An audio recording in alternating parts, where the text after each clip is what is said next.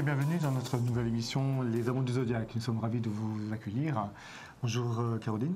Bonjour Bruno. Alors je crois qu'aujourd'hui nous avons un appel un petit peu spécial. Il vient de l'étranger. Kathleen? Oui, bonjour Bruno. Bonjour Kathleen, vous nous appelez de très très loin?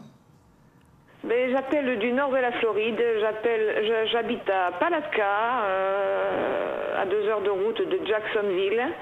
Et voilà, depuis 11 ans pratiquement maintenant. Et donc vous suivez notre émission, nous sommes très flattés en tout cas. Alors expliquez-nous un petit peu votre souci. Souci, votre histoire, en tout cas. voilà. Je me suis mariée aux États-Unis il y a à peu près 10 ans de ça, il y a 10 ans de ça. J'ai attendu l'âge de 48 ans pour rencontrer le véritable amour, dans la personne de Daryl, qui était un Américain, et qui malheureusement est décédé l'année dernière, suite à l'exposition à des produits dangereux dans son travail. Voilà, donc mon monde s'est un peu écroulé et il m'avait dit, je veux que quand je serai partie, je veux que tu refasses ta vie, que tu rencontres du monde, etc. Alors je lui avais dit, bon écoute, moi j'ai confiance en ton jugement, si tu peux demander la permission, une fois que tu seras de l'autre côté, puisque tu auras à demander la permission, est-ce que tu peux demander la permission de choisir l'homme qui sera bon pour moi? Et c'est toi qui me l'enverras. Et il m'avait dit, ok, je te le promets, si j'obtiens cette permission. Donc j'avais l'occasion, puisque j'ai un don depuis que j'ai l'âge de 10 ans, j'avais l'occasion quand même de parler régulièrement à mon mari, même une fois qu'il était parti, de le voir. Et il y a un peu plus de 2 mois et demi de ça, il m'a dit, ma chérie, j'ai tenu ma promesse, à toi de tenir la tienne maintenant. Il y a une belle vie qui t'attend. Et c'est tout ce que je vais te dire, tu verras bien. Et depuis, je ne l'ai plus revu. Alors, je sens sa présence de temps en temps, mais je ne le vois plus. D'accord, donc si je comprends bien, vous êtes médium, on est d'accord? Oui. Donc vous arrivez à communiquer avec votre défunt mari. Et si je comprends bien, vous avez rencontré quelqu'un? Alors, en fait, au mois de... Bon, je suis suivie par un psychologue. Et aux États-Unis, ils font beaucoup de réunions, si vous voulez, avec toutes les personnes qui ont perdu un être cher. Et j'ai rencontré un monsieur, il s'appelle Herman, qui a perdu sa femme. Donc, il est dans la même situation que moi. Et disons qu'on a eu une attirance dès le départ, l'un pour l'autre, en toute amitié. Et j'aurais, disons, c'est une amitié, disons, qui tourne un peu de façon spéciale. Et j'aurais voulu savoir si, effectivement, d'abord, cet homme m'avait été envoyé par mon mari. Quand on parle d'envoyer du ciel, hein. Voilà. Franchement, c'est quand même une sacrée chance, Kathleen, déjà d'être médium et de pouvoir contacter votre défunt mari. Parce que la majorité des gens pleurent leurs défunts mais n'ont aucun contact avec eux, donc ils sont dans le néant. Vous, au moins, vous savez qu'il y a une vie après la vie et vous pouvez lui parler, donc c'est quand même assez merveilleux. Et là, il vous envoie, hop, Herman qui tombe là, c'est merveilleux, c'est génial. Puis on voit bien que c'est quand même Est-ce qu'il y avait un paquet cadeau autour d'Herman? Mais il devait être mené d'une certaine lumière qui a fait que. Voilà, tout à fait. Voilà, certainement. Voilà. Disons qu'en fait, ça a été comme une sorte de magnétisme entre nous deux. Très bien. Alors, Caroline. Mais de toute façon, là, ces derniers mois, on voit bien que ce soit Herman ou vous, au niveau de vos thèmes astro, hein, vous étiez quand même dans une période de rencontre. Hein. Mine de rien. Ah d'accord. Et oui, vous avez quand même tous les deux des transits de Jupiter qui font qu'il y a rencontre, la rencontre était quand même prévue, mais qui entraîne aussi de part et d'autre de oui, mais est-ce que j'ai le droit? Mais j'ai le droit puisqu'il me l'a donné. Oui, mais quand même ma moralité. Ça c'est pas facile non plus. J'aime encore mon défunt mari, ma défunte épouse, mais en même temps j'aime l'autre. Difficile aussi de penser, d'arriver à penser qu'on peut aimer plusieurs personnes en même temps. Et que ça n'empêche pas que vous aimez encore Daryl, que lui aime encore sa défunte épouse, mais que vous vous aimez vous et que vous avez encore quelques années de vie à faire avant de les rejoindre plus tard, mais qu'il faut que ces années qui vous attendent soient heureuses, chaleureuses et tendres. Oui. Mais on voit bien que Herman, il passe de l'emballement total à la rétractation. Il est emballé, et puis après il se rétracte, non, j'ai pas le droit, ma femme, tati, tata, et puis après il repart dans l'emballement. Mais il est très amoureux de vous. Mais le fait d'être très amoureux de vous le gêne vis-à-vis de son ex. Mais vous êtes gêné par rapport à votre mari, ou ça y est, vous avez réussi à comprendre et à faire la part des choses? Disons que dans le sens où j'avais dû donner ma parole à mon mari, comme quoi, il ne fallait pas que je reste enfermée, ce que je fais plus ou moins. Je lui ai donné ma parole, effectivement, si je rencontrais quelqu'un sans toutefois chercher, je referais ma vie éventuellement, puisqu'il m'avait dit que j'ai une belle vie qui m'attendait. Oui, au début, ça m'a énormément gênée, parce que j'avais le sentiment de tromper mon mari, voilà. Et il m'avait dit avant de partir, il m'avait dit, ma chérie, tu ne peux pas tromper une personne décédée. Voilà, ça, c'est mon enveloppe corporelle. C'est une autre histoire avec Herman. Il faut que, en fait, vous avez exactement le même vécu, tous les deux. Donc, c'est ce qui va vous rapprocher, mais c'est ce qui vous aussi vous éloigne l'un de l'autre, parce que vous vous posez plein de questions, vous avez des doutes, vous avez des craintes, des peurs de blesser votre défunt, mari ou femme pour Herman. Voilà, vous êtes dans le monde des vivants, c'est ça le plus important. Donc voilà, la vie, elle est là, et il faut en profiter. Je pense qu'il faut vous donner à fond, tout simplement, et arriver à faire la part des choses. Est-ce que Herman, lui, est totalement disponible dans sa tête?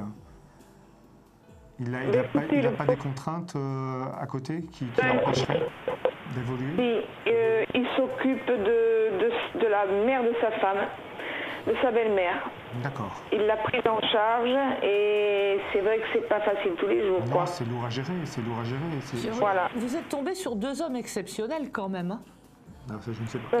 Je crois, oui. C'est quand même pas évident. Pour un homme, déjà, de s'occuper de sa propre mère vieillissante, c'est déjà pas simple. Mais alors, quand c'est en plus la belle-mère, alors que l'épouse est partie, c'est d'autant plus difficile, mais en même temps louable pour lui, quoi. Oui, tout à fait. Ouais. C'est vraiment... il est dans le sacrifice. De toute façon, on voit bien qu'Herman, c'est quelqu'un qui aime les gens. Donc il est dans l'élan. Il n'est pas dans un élan sacrificiel idiot non plus, hein. Mais on voit bien que c'est quelqu'un qui est plein d'amour, qui a plein d'amour à donner, et qui aime beaucoup s'occuper, coucouner, chouchouter les autres. Donc je pense que c'est quelqu'un qui est très généreux dans sa façon d'être. Comment ça se passe avec la belle-mère? Vous l'avez rencontrée? Ah oui, je suis déjà allée plusieurs fois. Et écoutez, apparemment avec elle ça se passe très bien, quoi. Hein. D'accord. Donc déjà au moins il y a ce souci en moins. Oui, elle vous accepte. Voilà. Non, parce apparemment, oui. Elle pourrait avoir la crainte déjà par rapport à sa fille, et éventuellement, comme il a promis à sa femme de s'occuper de sa maman, elle aurait peut-être pu avoir la crainte d'être abandonnée, voilà, à votre avantage, quoi, tout simplement. Donc, voilà, mais moi j'avais dit à Herman, il faut que vous lui expliquiez que s'il y avait quelque chose, ça ne changerait absolument rien. Elle ne sera pas placée en maison de retraite ou peu importe, mais de toute façon, à ce moment-là, il y aura 2 personnes pour s'occuper d'elle, mais elle ne sera jamais mise à l'écart, quoi. C'est mignon, mais c'est mignon parce que souvent on a des appels en disant oui, j'ai rencontré un homme, il a 2 enfants. Là, c'est la première fois, ma connaissance, je rencontre quelqu'un qui me dit oui, j'ai la belle-mère à m'occuper. J'ai une belle-mère. J'ai une belle-mère, et en plus la mère de mon ancienne femme. C'est la première fois. En tout cas, je trouve ça. C'est pas commun, comme relation. C'est pas mignon. commun, mais c'est joli, quoi. C'est vraiment vraiment joli. Bon, une chose, Kathleen, vous affolez pas si là, dans les 2 mois qui viennent, il y a une période un peu de flottement entre vous, encore. Qui n'est pas bien grave, mais il y a encore un petit creux de vague, et après ça redémarre très fort. Mais il y a encore une période de qui suis-je, où vais-je, j'y vais pas, c'est bien, c'est pas bien, voilà quoi. Où vous pouvez vous sentir un petit peu seul, un peu abandonné. Bon, puis vous continuez, je pense que vous n'avez pas fait totalement le deuil de Daryl, hein. Donc vous avez encore des flous par moment par rapport à ce deuil aussi, hein. Et lui aussi, Herman aussi, hein. Vous vous réparez l'un l'autre, vous vous aidez, vous vous épaulez pour surmonter surmonter ce chagrin. Et il n'empêche qu'à côté de ça, par moment, il y a un petit creux de vague de nostalgie du passé, de difficultés. Oui. Mais bon, c'est pas bien grave, hein, vous dépassez bien les choses tous les deux. Puis il y a beaucoup de complicité, beaucoup de dialogue entre vous. Ah oui, énormément, oui. Et maintenant, il est tellement dans la communication, il faut qu'il fasse attention à ça aussi. Il est tellement dans son élan que par moment, il doit dire aussi « Ah, je me sens mal, je suis pas bien, je me remets en cause ». Ce qui vous effraie, vous, en vous disant « Ça y est, il me quitte, il s'éloigne », puis après il revient. Il parle trop, je pense, avec son petit mercure en poisson. Il exprime trop cette tergiversation d'esprit. Des moments, il ferait mieux de se taire. Parce que ça fait que passer, mais vous les gardez pendant les heures qui suivent. S'il parle trop, vous l'embrassez, comme ça l'empêche de parler. Oui, mais au téléphone, qu'est-ce qu'il faut qu'elle fasse? Il faut qu'elle le voie. Mais c'est une histoire qui roule, hein, c'est une belle histoire. Vous n'allez pas tarder à le présenter à vos enfants? Bah écoutez, là, comme il ne peut pas laisser sa belle-mère seule, j'aimerais par exemple, j'y vais cet été pour le mariage de ma fille aînée, je voudrais y retourner en fin d'année pour Noël, parce que je n'ai pas passé Noël avec mes enfants depuis 11 ans, et j'aurais bien aimé qu'ils viennent avec moi, mais le problème c'est la belle-mère. Non, mais bon, il peut aussi peut-être la faire garder une semaine ou 15 jours par d'autres membres de la famille. J'ai peur. Ben oui. Ah, elle peut aller en villégiature chez d'autres enfants. Oui, parce qu'elle a de la famille, hein. Ah bah, mais voilà. Pourquoi c'est lui qui la garde tout le temps? Parce que je crois que personne ne veut s'en occuper, c'est tout. C'est pratique. Voilà. C'est une dame très âgée? Il est gentil. Elle a 87 ans. 87 ans, ça va. Non, mais là, pour une semaine, elle pourrait aller en villégiature chez un de ses autres enfants pour qu'il puisse partir en France avec vous. Pour moi, c'est pas improbable. C'est là qu'il va se poser des questions. Il va dire, là, je culpabilise, je la mets pour Noël, je devrais être avec elle. Mais chez ses enfants. Ah, ouais, mais... C'est une bonne chose. Tu sais, je pense qu'en fait, maintenant, il a le rapport mère-fils, tu vois, s'ils habitent ensemble depuis longtemps, voilà, ça doit être un peu déchirant pour lui de se dire, bon, je l'abandonne en plus pour les fêtes, même si ça va dans sa famille s'est dit, il ne l'appelle jamais, ils n'ont aucun contact. Donc c'est vrai que ça peut être un peu culpabilisant pour lui. Enfin, non, moi je pense qu'il va quand même arriver à trouver un consensus. Hein. Qu'il va trouver un consensus pour se libérer. À moins qu'il l'amène en France avec vous, mais ça fait quand même un grand voyage. Hein. Mais bon, en attendant, on voit bien que c'est une affaire qui marche, qui est heureuse, qui vous ressource, qui vous fait du bien à tous les deux. Et c'est une magnifique histoire d'amour quand même là que vous êtes en train de commencer. Hein. C'est vraiment... Quand on dit, et c'est bien parce que c'est aussi un bel exemple pour tout le monde. Parce que le nombre de gens qui se disent j'ai perdu mon conjoint, ça y est, ma vie s'écroule, c'est fini, bon, j'ai plus qu'à attendre la mort et voilà. Et qu'ils puissent s'apercevoir que, ben oui, ils peuvent avoir comme ça un cadeau du ciel et que tout redémarre et que tout revit. C'est magnifique, c'est super. C'est vraiment chouette. Là, vous allez être le porte-étendard de plein de personnes qui nous écoutent. Parce que ce soit un deuil ou que ce soit un divorce, la vie ne s'arrête pas, c'est tout. La vie ne s'arrête pas. Une séparation, c'est vraiment très très douloureux. Et outre cette douleur qui s'estompe avec le temps, plus ou moins, hein, mais voilà, c'est une belle note d'espérance et d'espoir parce qu'on se dit, voilà, il y a autre chose qui va arriver et qui sera peut-être mieux ou moins bien, peut-être, c'est pas grave, au moins il se passe quelque chose. Différent de toute façon. Voilà, tout à fait, ce sera différent. Ça sera une nouvelle histoire et... Voilà, c'est beau, c'est très beau. Ça sera différent. Et je vois il y a 2-3 jours de ça, Herman m'a demandé si je croyais encore au grand amour. Ben, j'ai dit oui, j'ai envie d'y croire. Il m'a fallu attendre 48 ans et puis vous 53 pour connaître le grand amour, mais bon, ça doit certainement encore exister, quoi. Et il m'a dit, ben moi j'y crois. Alors je lui ai dit, ben moi aussi, voilà. C'est beau d'y croire, et puis il faut y croire parce que les preuves sont là. Les preuves sont là. Il y a n'importe quel âge. Vous êtes vraiment symbole l'un pour l'autre du renouveau, de la vie qui continue, de la magie de la vie et de l'espoir, bien sûr. Et donc vous êtes le porte-étendard pour les gens qui sont désespérés, où vous pouvez leur dire, bah ouais, bah regardez, moi aussi j'étais désespéré, et hop, cadeau, la vie s'ouvre et tout redémarre et c'est merveilleux. C'est partie de la magie de la vie, ça. C'est merveilleux. Donc, de toute façon, moi, je ne vous vois pas de rupture, ni de... Voilà, il y a des creux de vague encore, mais bon, c'est normal. Vu ce que vous vivez, c'est des creux de vague qui sont dans la norme des choses. Donc, alors, concrètement, vous pensez éventuellement vous mettre ensemble prochainement, si tout va bien? Oh là, on n'en parle pas pour le moment. Hein. D'accord. Vous voulez vraiment y aller tout doucement? Ouais. Je crois qu'il faut être patient. Je pense pas qu'il est prêt pour ça. Moi, peut-être non plus. J'en sais rien. C'est vrai qu'il y a des moments où je rêverais que ça aille un peu plus vite. Parce que ça m'aiderait effectivement à passer à autre chose. Parce que quand je suis avec lui, comment dire, je ne suis pas triste parce qu'il me donne la force qui me manque. Et donc c'est vrai que par moment, j'aimerais être un peu plus vieille de quelques mois et que tout se passe bien. Mais bon, il y a cette période de veuvage à faire et je crois que... Il faut faire il faut respecter ce temps. Alors il est différent pour chacun, il est vraiment différent pour chacun. Je pense qu'aussi la présence de sa belle-maman n'est pas spécialement bénéfique entre guillemets pour faire un deuil.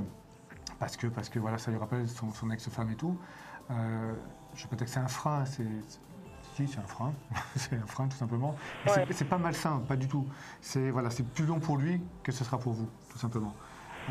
Alors que la douleur est la même, tout simplement. Moi, je pense que d'ici 8-9 mois, le temps que vous alliez marier votre fille, que vous reveniez, que ceci, cela, déjà, vous allez énormément lui manquer. Donc, c'est pour le coup qu'il va vous rattraper en disant « Ah là là, t'étais pas là pendant un mois, c'était horrible, j'en pouvais plus, donc là, maintenant, je te lâche plus. » Et là, vous allez songer à vivre ensemble et à reconstruire tous les deux.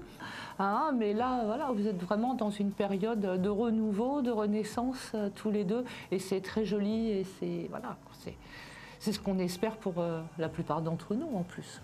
C'est parfait. Oui, tout à fait. C'est 8 mois de bonheur qui s'annoncent prochainement. Oui. Disons que je pense qu'effectivement, moi, il faut que je passe le cap d'aller en France. En définitive, ça fera pratiquement 1 an que mon mari sera parti, quoi. D'accord. Donc j'aurais fait le chemin, je pense, nécessaire, avec le soutien de ma famille en France. Donc quand je reviendrai, certainement aussi, que j'aurai l'esprit peut-être plus ouvert et je serai peut-être plus disponible aussi. Parce que l'évolution aura été faite, quoi, dans les temps et voilà. C'est sûr, mais le fait de faire le deuil vous fera avancer. Puis elle marie sa fille. Oui, c'est vrai. Le mariage, c'est la continuité, c'est la vie qui continue. C'est important. Donc génétiquement, c'est très puissant, très très puissant.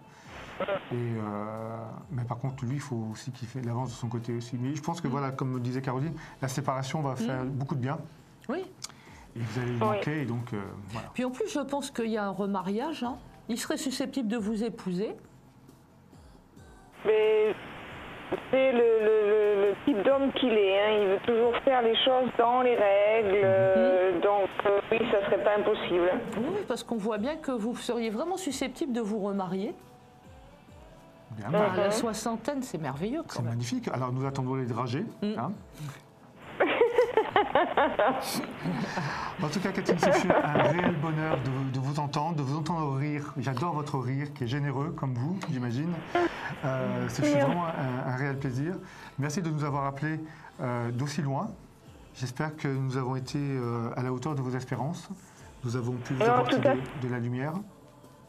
Une équipe très dynamique et très, très sympathique, c'est formidable. Arrêtez, on va rougir. Merci Kathleen, je vous souhaite une belle continuation, plein d'amour et je vous remercie beaucoup d'avoir participé à notre émission et de nous faire confiance. Vous nous tenez au courant, vous nous rappelez très prochainement. En tout cas, merci à vous.